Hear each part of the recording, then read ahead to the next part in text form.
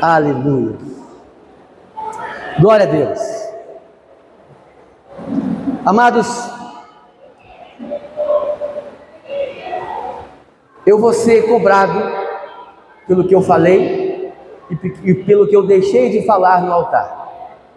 Eu vou prestar contas daquilo que eu faço aqui ou que eu deixei de fazer. E por isso, quero trazer uma palavra hoje, que está em Apocalipse, capítulo 3, mas nós vamos ler daqui a pouquinho. Antes eu quero compartilhar com você sobre quem escreveu Apocalipse.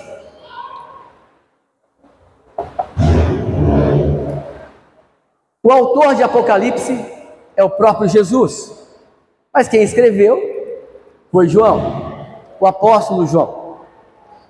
Ele escreveu aquilo que ele ouviu de Jesus e escreveu aquilo que ele conseguia ver e colocar no papel. E quem era então o apóstolo João? Quais as informações que temos sobre esse homem? O apóstolo João era filho de um casal chamado e Salomé.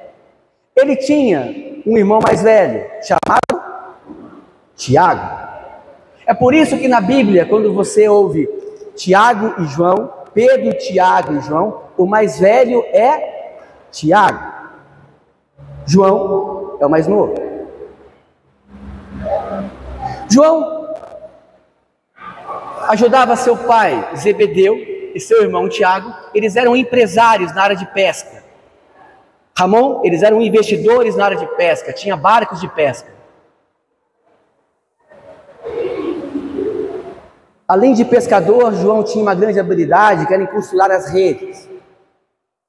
Esse era João. João, certa vez, conheceu um homem chamado João Batista, é outro João. E ele começou a seguir João Batista. Então é muito provável que no dia que João Batista batiza Jesus, João, discípulo de João Batista, estava lá e viu uma pomba descendo do alto em formato do Espírito Santo, e viu a pomba descendo do alto em formato do Espírito Santo, é ao contrário a frase, né? É a pomba descendo, simbolizando o Espírito Santo, né? O Espírito Santo é uma pomba, né? Não é isso. E ele ouviu a voz que o próprio Deus falou: esse é o meu filho amado, em quem eu tenho prazer. Então, pouco tempo depois, sabe o que acontece, Pedro? O próprio Senhor Jesus chama João para caminhar com ele, para ser discípulo. Dentre os discípulos, João era o mais novo. Alguns dizem que ele poderiam ter 24 ou 25 anos. Outros dizem que eles poderiam ter de 14 a 15 anos. A Bíblia não nos fala sobre isso. Porém, ele era o mais novo. João era o mais novo. Sabe, dos discípulos, ele mesmo se denomina o apóstolo amado. Aquele que tinha liberdade de colocar a sua cabeça no ombro de Jesus.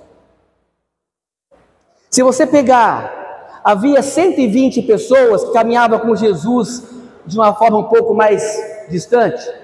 Dentro desses 120 havia um outro grupo de 70. Dentro dos 70 havia um grupo dos 12. Dentro dos 12 havia um grupo de 3, Pedro, Tiago e João.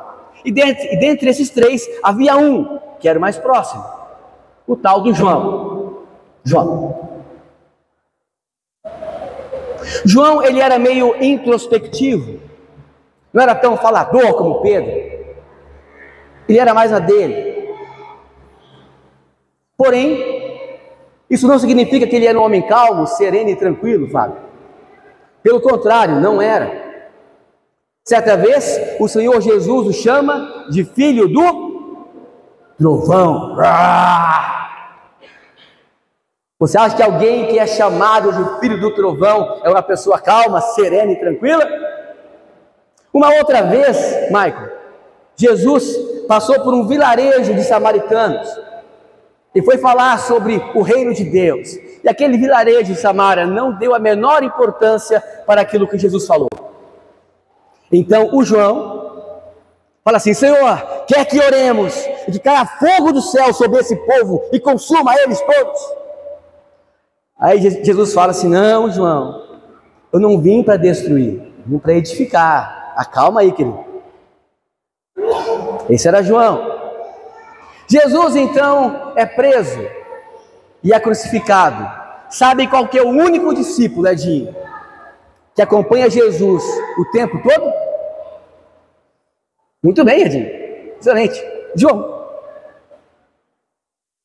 João foi o único que não deixou Jesus. Tem um momento que ele está na cruz. O Senhor Jesus está prestes a entregar o seu espírito ao Deus. E ele olha para baixo e vê aos pés da cruz João e sua mãe, Maria. E ele fala assim: filho, eis aqui a sua mãe. Mãe, eis aqui o seu filho. O que significa essa frase? Na cultura judaica, o filho mais velho é o responsável para cuidar dos seus pais, na idade avançada dos pais. O pai adotivo de Jesus, José, já havia morrido, e Maria estava viva. Quando Jesus fala: filho, eis aqui a sua mãe, mãe, eis aqui o seu filho, o Senhor está dizendo: João, você vai cuidar da minha mãe no lugar do filho mais velho. Mãe, eu estou indo para Deus. João vai cuidar da senhora. Tanto é que, quando Jesus morre, dos 12 discípulos, 11 vão falar do evangelho na região. Um fica em Jerusalém, João, cuidando da mãe de Jesus, Maria. Jesus, então, morre, e no terceiro dia ele ressuscita. Aleluia! Ele venceu a morte. Glória a Deus! Esse é o nosso mestre. Quando ele ressuscita, 3 mulheres no domingo vão até o túmulo dele, e um anjo fala: ele não está mais aqui, ele venceu a morte, ele ressuscitou. Essas 3 mulheres vão até os discípulos e falam: o mestre ressuscitou. 2 dos discípulos saem correndo para o túmulo, João e Pedro. Lembra que eu falei que o João era o mais novo? Mais oxigênio nos pulmões, Vicente. João que corre na frente. O Pedro, que era o mais velho, vai correndo atrás. O primeiro discípulo a chegar no túmulo de Jesus é João. Ele não é o primeiro que entra. Ele chega até a porta e ele espera Pedro entrar. O primeiro discípulo que entra no túmulo é Pedro, mas o primeiro que chega ao túmulo é João. Esse é João. Nos discípulos, então, há uma outra particularidade sobre ele. Dos 12 discípulos, com a morte de Judas, que se matou, Matias é escolhido para ser o 12º. Com a morte, Judas morreu, Matias assumiu. Dos 12 que ficaram, 11 dos discípulos foram assassinados. Apenas um teve morte natural. Sabe quem, Mateus? Muito bem, Mateus. Mateus está lendo a Bíblia. É João. Excelente. João. Isso não significa que ele não tenha sofrido. Ele foi preso, foi espancado, ele foi jogado em um tacho de água fervendo. E certa vez, em um tempo desse de prisão, ele é lançado em uma ilha chamada Patmos, onde agora ele tem uma experiência incrível, inenarrável, com o Senhor Jesus, aquele a quem ele tanto amava. Nessa experiência, o Senhor Jesus se revela a ele e começa a falar e mostrar coisas a ele. Então, o livro de Apocalipse significa revelação. Dos 66 livros da Bíblia, 5 foram escritos por João. Evangelho de João, 1ª, 2ª e 3ª Epístola de João e Apocalipse. Até aqui, tudo bem? Ó, quantas curiosidades que você aprendeu sobre o João. Isso é bom, né? E ele agora, na ilha de Patmos, João morre com 90 a 94 anos. Ele morre em Éfeso. Mas nesse tempo que ele está na ilha de Patmos, o Senhor Jesus se manifesta a ele. E ele começa agora, Samara, a escrever Apocalipse, que significa revelação. E o Senhor fala assim: João, você vai mandar uma carta para 7 igrejas da Ásia. E ele então começa a escrever aquilo que o Senhor está falando. E é sobre uma dessas igrejas que nós vamos falar nessa manhã. Então abra a sua Bíblia.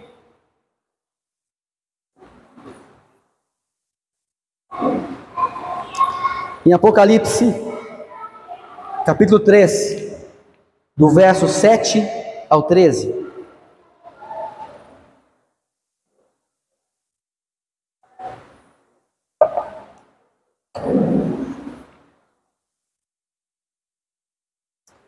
Assim diz a palavra do Senhor.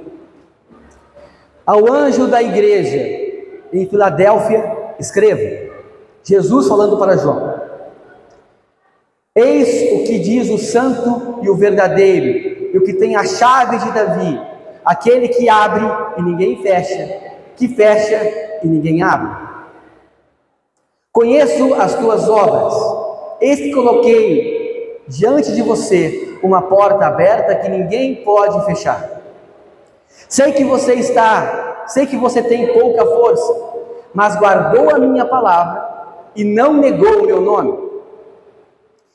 Veja o que farei com aqueles que são sinagoga de Satanás, que se dizem judeus, mas não são, porque mentem. Eis que os farei vir e prostrar-se aos seus pés. Então saberão que eu amei. Visto que você guardou a minha palavra, visto que você guardou a palavra da minha perseverança, eu também o guardarei da hora da provação, que está por vir sobre todo o mundo, para pôr à prova os que habitam na terra. Venho em breve, apegue-se ao que você tem, para que ninguém tome a tua coroa. Aquele que vencer será feito por mim coluna no templo do meu Deus, e dali ele jamais sairá. Escreverei nele o nome do meu Deus e o nome da cidade do meu Deus, a nova Jerusalém, que desce dos céus da parte de Deus, e também escreverei nele o meu novo nome. Quem tem ouvidos, ouça o que o Espírito diz às igrejas. Aleluia, aleluia. Essa palavra de hoje tem a ver com o nosso ministério, de forma coletiva, como igreja, e tem a ver com você e comigo, de uma forma individual. Há algumas lições que a igreja de Filadélfia tem a nos ensinar nessa manhã. E por esses breves minutos, vamos nos atentar um pouco sobre isso, porque a sua eternidade vai passar por isso. Sabe, algumas características guardavam essa igreja. Eles eram firmes na fé, eles guardavam a palavra e permaneciam perseverantes. Repita comigo: perseverante. Amém, glória a Deus. Características dessa igreja. Mas eu queria, Lucas, meu filho, que está me acompanhando hoje aqui, primeira vez dele na mídia, glória a Deus, guerreando juntos na linha de frente, vamos lá, campeão. Apocalipse 2, 3, verso 8. Deixa aí 3, verso 8, filho. Ok, e começa assim: conheço as suas obras. Conheço as suas obras. Filho, deixa no 8 aí, pode tirar da imagem, mas daqui a pouco a gente vai voltar nesse versículo, ok? Primeira coisa então que o Senhor fala para a igreja de Filadélfia: conheço as tuas obras. Ministério Égide, eu conheço as tuas obras. Leandra, eu conheço as tuas obras. Silas, eu conheço as tuas obras. Léo, eu conheço as tuas obras. E a primeira revelação que temos aqui é que nós temos um Deus onipresente e onisciente, que sabe todas as coisas. E Ele conhece as nossas obras. E a nossa primeira pergunta que devemos fazer para nós mesmos: quais têm sido as nossas obras? O que você tem feito? Como tem sido esse tempo? O que você tem praticado? O que você tem realizado que ninguém vê, que ninguém sabe? Quais são as tuas obras? Se fosse hoje o julgamento da terra, o que falariam a meu respeito, ao seu respeito?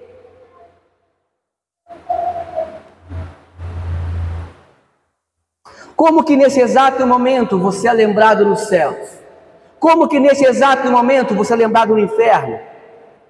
Quando você acorda, qual que é o comentário que o inferno faz?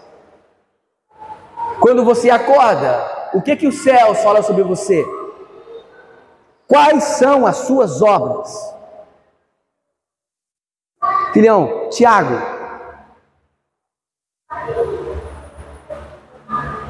capítulo 2, verso 18.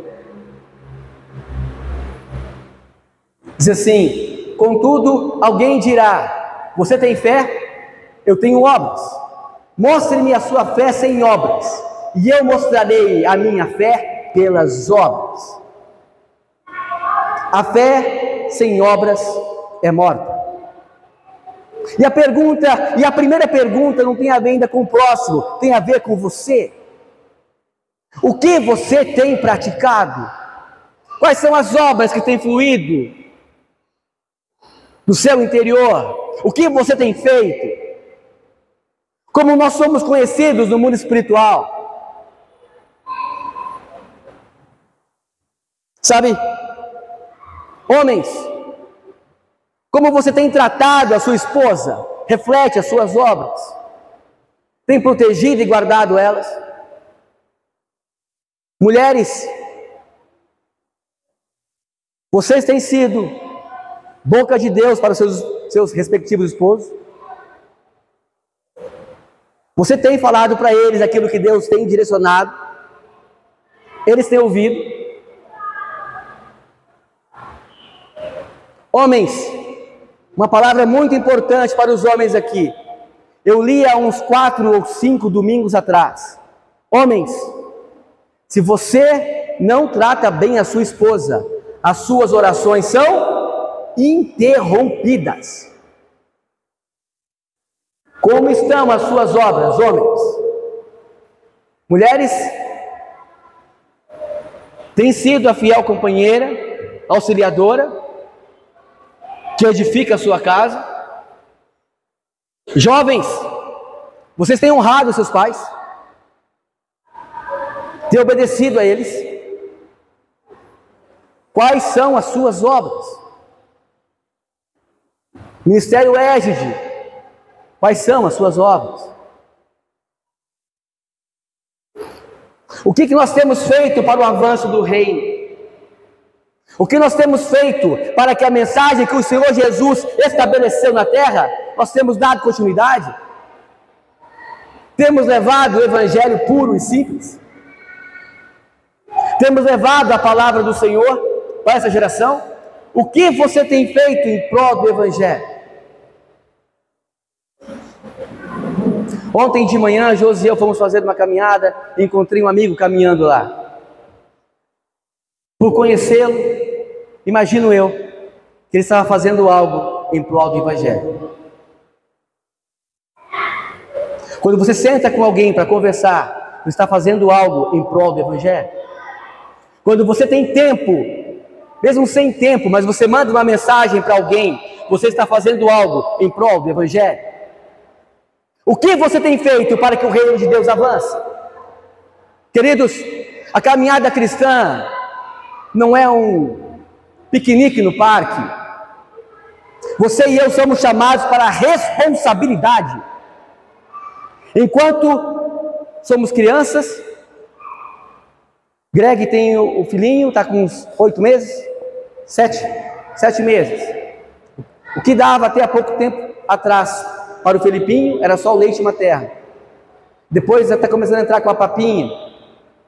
Daqui a pouco ele começa a comer, os dentinhos vêm, começa a comer uma banana. Daqui a pouco é um arroz e feijão. Mas a feijoada vem depois que ele estiver mais firmado. Nós precisamos ser uma igreja que não viva de papinhas, mas que viva da feijoada que é a palavra de Deus. Precisamos avançar como reino, tendo a responsabilidade que todos nós temos, de sermos condutores, proclamadores do Evangelho. Amados, isso é incrível, isso é poderoso, isso é tremendo, Edir. Que responsabilidade maravilhosa que o Senhor confiou a nós.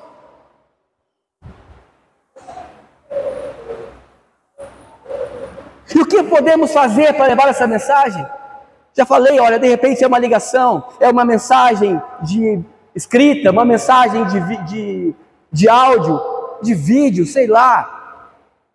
Mas olha, você abençoar alguém, orar por alguém, ter um tempo com alguém. Invista seu tempo em pessoas. Amados,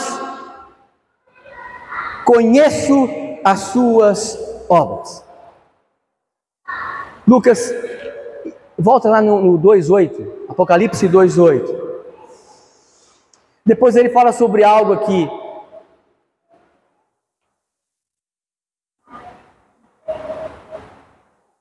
Isso. É o 3:8. Eis que coloquei diante de você uma porta aberta, que ninguém pode fechar. Eis que você tem pouco, não, mas aqui no porta aberta. Amados, quantos de nós temos passado por dias difíceis, de aflições, de pressões? Quantos de nós aqui temos orado por algum milagre, por alguma porta aberta? Mas eu afirmo para vocês que alguns precisam de uma porta aberta, mas não estão se esforçando para buscar uma chave em Deus, para que quando Ele abrir a porta, você possa passar por ela. Estamos à espera de um milagre sentado em berço esplêndido, nas poltronas abofadadas que temos nos nossos lares, assistindo os seriados que têm 15 temporadas e cada uma delas com 12 episódios de 2 horas cada um, que não edifica o reino, que não edifica a sua casa, e a maioria deles traz maldição para dentro do seu lar, e você está abrindo sim uma porta de maldição para casa. Mas existe uma porta que o Senhor está literalmente deixando sobre você, sobre mim, sobre a nossa igreja, e que cabe a você e eu buscarmos isso. Desde os dias de João Batista, o reino de Deus é tomado à força, e os que se esforçam apoderam-se dele. Há uma porta, há milagres que o Senhor quer derramar sobre você, sobre mim e sobre a nossa igreja. Ele já tem derramado os milagres. Amados, olha as cadeiras aqui, olha o que Deus tem feito.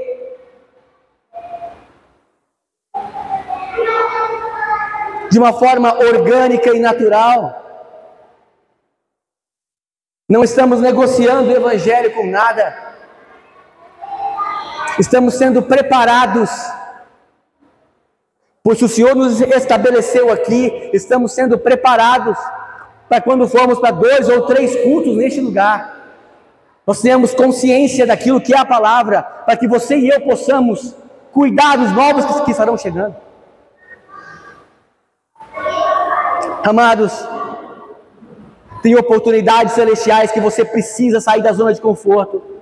Às vezes é pagar um preço de jejum, é de oração, é de busca. É de busca.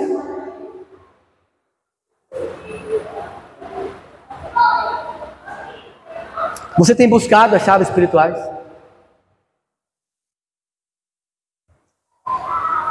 Algo que veio na minha mente essa semana, que o Senhor tem nos cercados de problemas, de preocupações. Sabe para quê? Para que nós tenhamos uma conexão com Ele o tempo todo, em todo o tempo. Sabe o que eu percebi? Que eu tenho um coração tão duro, tão duro, que a única forma de ele chamar a minha atenção para Ele foi Ele me colocar no meio de problemas. Não, Ele não me colocou no meio de problemas. Ele só deixou que eu entrasse neles. E agora, eu preciso estar o tempo todo com Ele. O Senhor abre uma porta. Senhor, tenha compaixão. Papai, quando que vai vir o milagre? Qual que é o milagre? Senhor, estamos juntos. Senhor, eu estou aqui. Muito bem, filho. Quando você se acostumar a ficar comigo aqui, nos problemas e também nos tempos bons, está tudo certo. Eu estou moldando você, estou moldando o seu coração. E enquanto o seu coração for duro, a mão dele continua te direcionando para isso. Porque às vezes nós não queremos mudança para que a porta se abra. E há um preço, amados, tudo que vem do céu não cai do céu. Há um preço a ser pago. Ok, no verso 8, diz assim: sei que você tem pouca força, mas guardou a minha palavra e não negou o meu nome. Uau! Eu não sei quanto a você, mas já pensou um dia, Alana, no dia do grande juízo, chamarem o seu nome? O mundo inteiro vendo agora, Alana, você julgada. Filha, você guardou a minha palavra e não negou o meu nome. Ei, o que estamos tratando aqui não são de coisas terrenas apenas. Estamos tratando da sua eternidade, da minha eternidade. E às vezes brincamos, levamos com desleixo a caminhada cristã. O nosso comprometimento com o Evangelho e com Cristo. Fazemos igual Esaú, que vende a sua primogenitura por um prato de lentilhas. Precisamos crescer como homens e mulheres de Deus. Essa geração está clamando por homens e mulheres de Deus. Aleluia! Isso é tremendo, amados. Que palavra motivadora! Aleluia! Glória a Deus! Glória a Deus!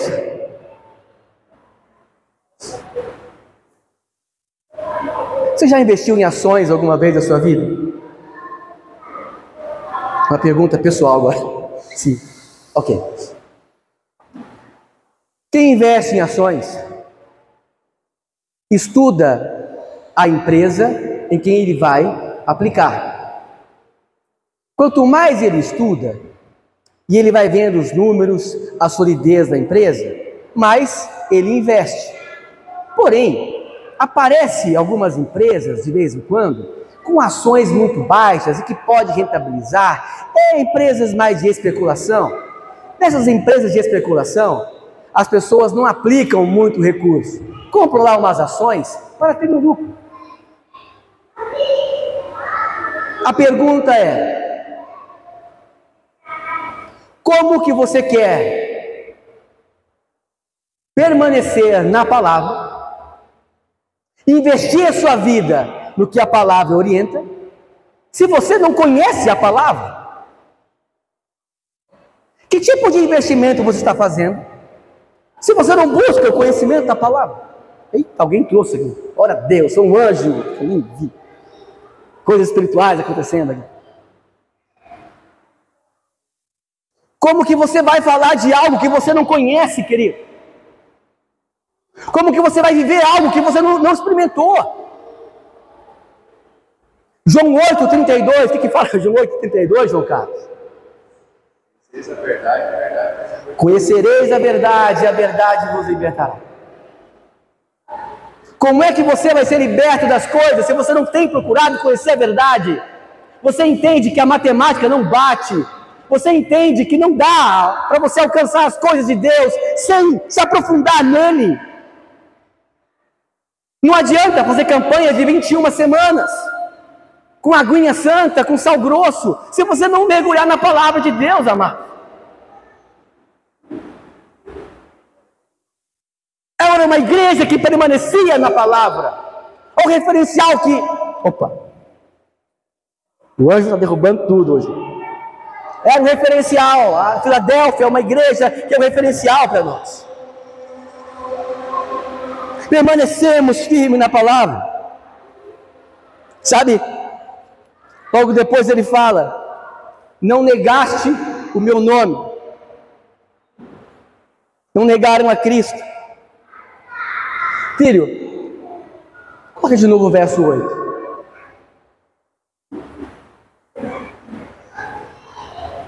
Você tem pouca força e guardou a minha palavra e não negou meu nome. Vai para o 10, por favor. Visto que você guardou a minha palavra, visto que você guardou a palavra da minha perseverança, e eu também o guardarei na hora da provação. Essa igreja da Filadélfia, ela estava sob pressão. Havia uma perseguição do Império Romano naquele tempo em relação aos cristãos. Foi por isso que os apóstolos morreram. Havia uma perseguição quanto ao povo de Deus. E a igreja crescia de uma forma nas casas, nas reuniões em cavernas. A coisa era meio assim, muito escondido. E mediante a pressão que eles passavam, eles mantiveram a sua fé na palavra de Deus, nos ensinamentos que os apóstolos traziam. Havia essa perseguição, Flavinho, por alguns motivos. Dentre eles, pela pressão dos religiosos judaicos da época, que estavam no meio do povo romano. Havia uma preocupação de Roma com o dinheiro. Roma era politeísta. E uma das formas que eles mais tinham para arrecadar recursos, finanças, era através dos impostos. E uma das profissões mais conhecidas na época eram os artesãos, que faziam ídolos, imagens, e vendiam para o povo. Cada um comprava a imagem que quisesse, para adorar o Deus que quisesse. E o ato de compra e venda gerava imposto. Roma precisava de um exército grandioso, que era caro. Roma precisava de dinheiro para manter um exército que protegesse e conquistasse novos territórios. Ok, levanta um povo agora, adorando um certo Deus que é invisível. Você acha que a produção de imagens e esculturas aumentou ou caiu com a conversão das pessoas a Jesus, sendo chamados de pequenos cristos ou cristãos? A perseguição de Roma foi em cima disso. A renda caiu. Como é que eu vou manter um exército caro? Essa igreja estava sob pressão. E ela não retrocedeu. Ela permaneceu inabalável. Sabe, em meio às pressões da vida, você tem se mantido inabalável? Em meio às aflições do dia a dia, as guerras na mente, há uma disputa pela sua mente e pelo seu coração. Durante o dia você é bombardeado na sua mente. Estamos em guerra, amados. Caminhada cristã, como eu disse ao início, não piquenique. Essa semana a Josi comentou algo comigo, que ela estava cansada do dia a dia, do trabalho, das coisas. A gente se cansa mesmo. E ela falou que ela viu um meme, que no meme a pessoa dormia e a alma da pessoa, Michel, ia capinar uma data. E ficava até às 6 da manhã capinando a data. Quando ela ia acordar, a alma vinha cansada. Ela tinha que acordar, meu Deus do céu, aconteceu comigo que eu não descansei. Interessante que ela falou isso comigo de manhã, na quarta-feira. À noite, uma outra pessoa fez o mesmo comentário comigo. Amados, quem disse para você que os dias são fáceis? O Facebook? O Instagram das pessoas? Eu afirmo, os dias são difíceis.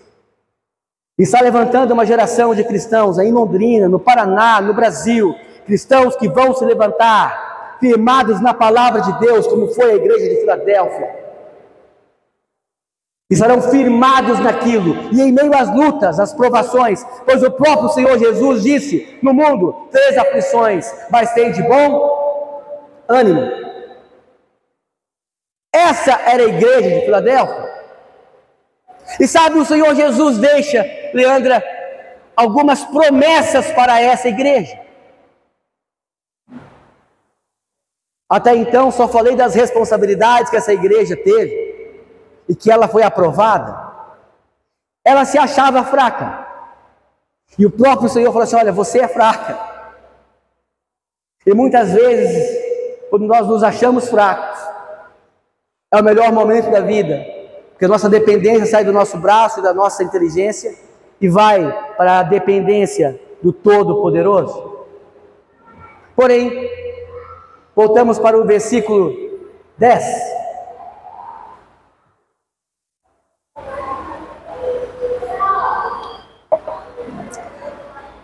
Aqui ele fala: visto que você guardou a palavra da minha perseverança, eu também guardarei da hora da provação que está por vir sobre todo o mundo. Amados, nós estamos vivendo o Apocalipse. Só não percebe isso quem não conhece a palavra de Deus.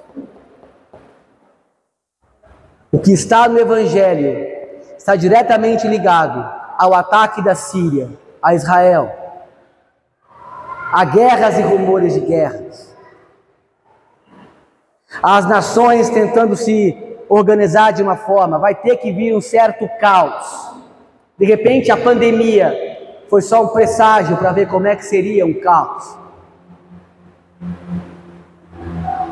Porém, vai ser necessário um caos, uma guerra, algo assim, para que se levante, as nações se unam em busca de paz e harmonia. E nessa união das nações, vai se levantar o anticristo. Porém, a Bíblia diz que a igreja da Filadélfia seria poupada de tudo isso. A impressão que eu tenho, que esse texto está nos preparando: olha, mantenha-se de pé nos dias de aflições, porque haverá um tempo terrível em que eu vou poupá-los disso.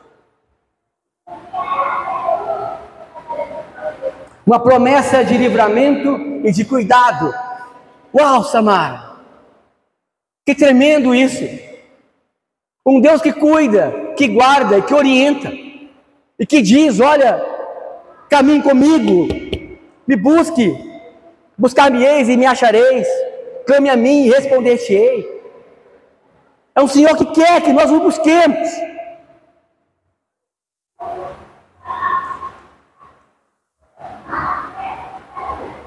Ok, verso 11. Diz assim: venho em breve. Vamos ficar no venho em breve, depois eu volto no restante. O Senhor está voltando. Você acredite em mim ou não, mas é uma verdade. Jesus está voltando. Uma pergunta para uma reflexão pessoal: se ele voltar hoje às 13 horas, pior, se ele voltasse antes, se ele voltasse hoje às 5:30 da manhã, será que teríamos culto aqui às 10? Será que o seu pastor estaria pregando aqui? Talvez sim.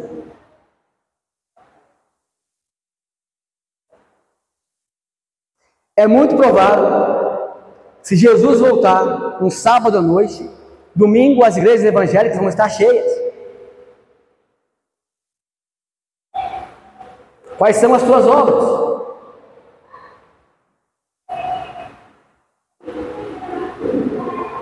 O que você tem feito? Falei domingo passado, onde está o teu coração? Que tipo de cristãos você e eu somos? Temos curtido a onda nos dias de hoje?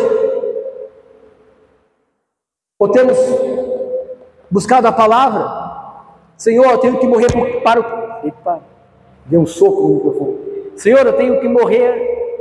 Não vou mais mandar agora a faca no peito, vou mandar no estômago. Senhor, tenho que morrer para o que hoje? É para o que eu tenho que morrer? Amados, enquanto você e eu estivermos vivos, donos de nossas ações, soberanos sobre nossas decisões, nós estamos caminhando para o inferno. O caminho que nos leva aos céus é estreito. Não brinque com isso. A salvação é individual, não é por ministério. Você não vai para o céu de mão dada com alguém que te ajudou em muitas coisas. Você vai para o céu através de Jesus. E ou você morre para que Ele viva em você, ou o seu destino não é nada agradável. O próprio Senhor Jesus diz, e vamos dizer assim: Senhor, em seu nome eu expulsei demônios, em seu nome operamos maravilhas. Ele vai dizer: apartai-vos de mim. Tem a ver com o seu coração, com atitudes, tem a ver com o que você faz, como é que você tem buscado a Deus, tem sede dEle. Tem sede dEle. Ele está voltando. Apocalipse 22, verso 20.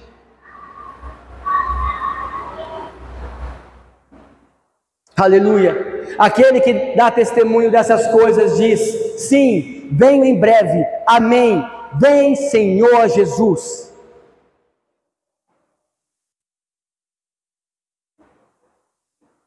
É como se o Espírito Santo quisesse passar um pente fino em nós e começar a falar: Mateus, nisso e nisso e nisso, você tem que mudar, Mateus. Morra para isso. Imaneide, nisso e nisso e nisso, a senhora precisa mudar. Morra para isso. Eduardo, morra para isso, isso e aquilo. Bárbara, frutifique nisso, isso deixa para trás. Aleluia. Por favor, verso 11, Apocalipse 3, 11. Estamos encerrando, olha que maravilha. Glória a Deus. Deus é muito bom. Apegue-se ao que você tem, para que ninguém roube a sua. Apegue-se ao que você tem, para que ninguém roube a sua coroa.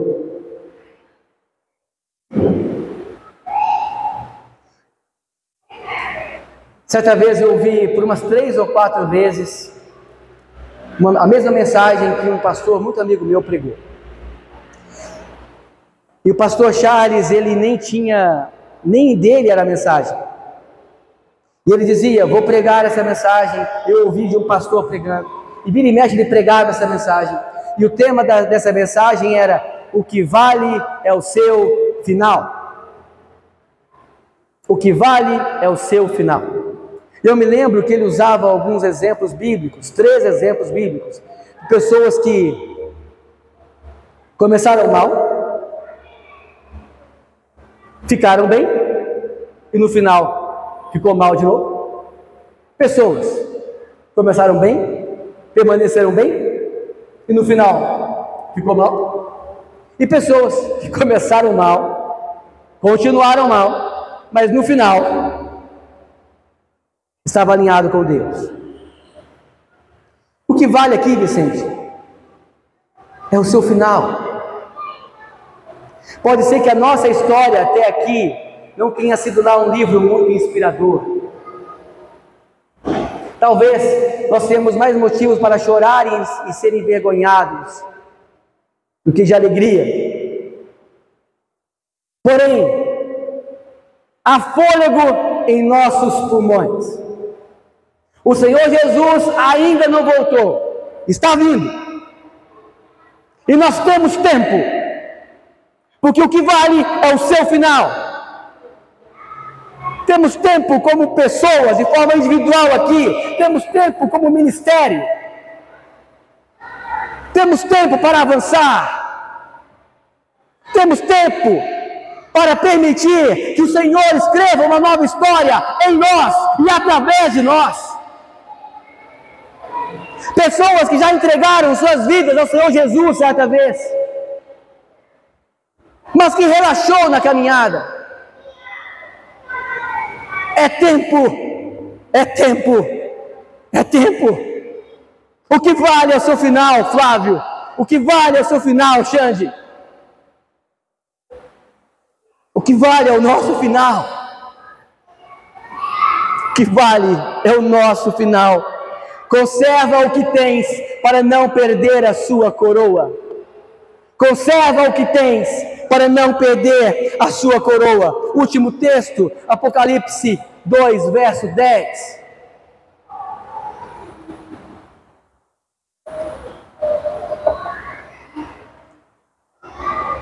Não tenha medo do que você está prestes a sofrer. Eis que o diabo está prestes a lançar alguns de vocês na prisão, para que sejam provados. E vocês passarão por perseguições durante 10 dias. Seja fiel até a morte, e eu darei a você a coroa da vida. Ser fiel até a morte, e dar-te-ei a coroa da vida. Aleluia! O primeiro casamento que eu celebrei como pastor foi um casamento bem diferente. Já me deu frio na espinha quando a noiva e o noivo foram lá em casa. Falaram assim: olha, nós queremos uma mensagem profética no casamento. Ah, beleza, meu primeiro casamento. E a irmã quer uma mensagem profética. Eu estou calmo, sereno e tranquilo. E ela fala assim: Silas, o noivo não vai entrar primeiro. Quem vai entrar primeiro serei eu, a noiva. E depois ele vai entrar. E é para simbolizar o encontro da igreja com Cristo. Dormi tranquilo naquela noite, sobre o que o Senhor me direcionaria. Gente jamais teme, Michel. Homem de Deus não fica tremendo. Falei: Deus, obrigado pela oportunidade. Primeiro casamento que eu vou celebrar. Sou muito grato ao Senhor pela confiança e tal. Me ajuda, me ajuda, me ajuda. Porque poderia falar sobre aliança. Deixarás o homem, pai e mãe. Há tantas coisas boas para falar em casamento. Mensagens que a gente já ouviu, que cabe realmente para essa cerimônia. Para onde tu fores, irei. Ah, que coisa linda. Vai eu preparar uma mensagem profética para o casamento. Foi poderoso o que Deus fez. Alguns estavam aqui naquela reunião. O que acontece? A noiva estava adornada, a noiva Ari estava com um vestido branco lindo, Edinho estava perfumada, ela estava sorridente, no altar, aguardando a entrada do noivo.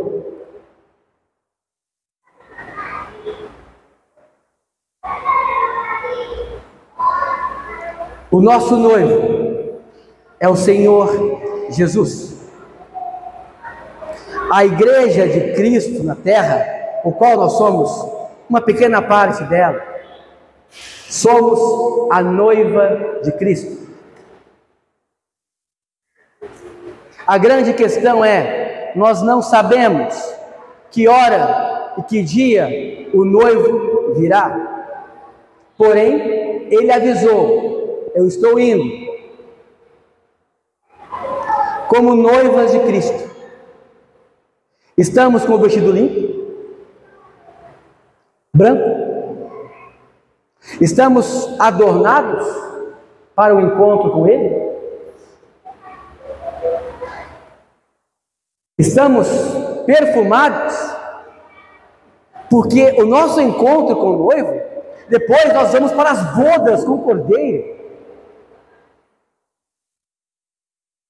Só vai para as bodas com o marido, com o noivo, a noiva. Nesse exato momento, a pergunta é: estamos adornados? Vestes limpas significa pureza. Amados, você e eu não somos perfeitos. Porém, a questão da pureza é você estar todo dia com um alvejante espiritual, um sabão e pó de Deus, dizendo: Senhor, me perdoe, me limpe, me justifique com o teu sangue, Senhor Jesus, derramado lá na cruz do Calvário, porque eu quero estar com as minhas vestes limpas para o encontro com o Cordeiro.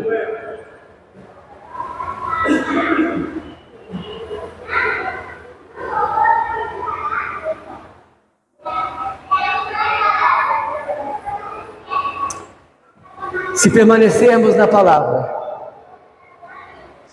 se sermos perseverantes nos dias difíceis, abre um parêntese, essa é a importância de termos amigos, de ligar um para o outro, falar: Michael, hoje eu não estou bem, cara, ora por mim, me ajuda, irmão, hoje a minha mente, se Deus me der força, eu mato um, então me ajuda em oração, para que Ele me dê sabedoria em como lidar com isso. Dias que eu vou ligar para você, Mateus, falar assim: Mateus, olha, hoje a minha mente está me corroendo, hoje eu não me sinto apto para as coisas. E o Mateus fala assim: olha, quero te lembrar de quem você é em Cristo Jesus. Você é um homem de Deus, você é uma mulher de Deus. Permanecer firme, de pé em dias de tribulação, tem a ver com caminhar junto, com conhecer a palavra. Aleluia! Se permanecermos firmes na palavra, mantendo-se de pé em meio às lutas, sendo fiel até o fim, cuidando da nossa salvação, do nosso propósito, teremos uma coroa eterna, um galardão eterno. Que sejamos a Filadélfia desta geração.